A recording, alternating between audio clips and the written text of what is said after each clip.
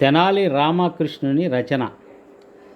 ప్రేయసి ప్రియులు కానీ భార్యాభర్తలు కానీ ఒక అరగంట కనుక ఒకే విషయం మీద మాట్లాడుకుంటే చిన్న తగాదా లాంటిది అవుతుంది. అప్పుడు ఆమె అటు తిరిగి అలిగి కూర్చుంటుంది. అలిగి కూర్చున్న ఆమెని తన వైపు తిప్పుకోవటానికి ఆయన ఇలా అంటున్నాడన్నమాట.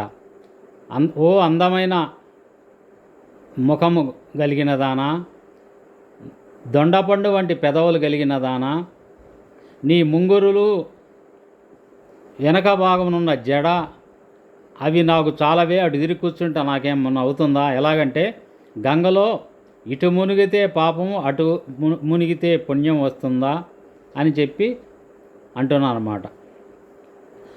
వరబింబాధరమున్ వయోధరములన్ వక్రకాలంకంబుల్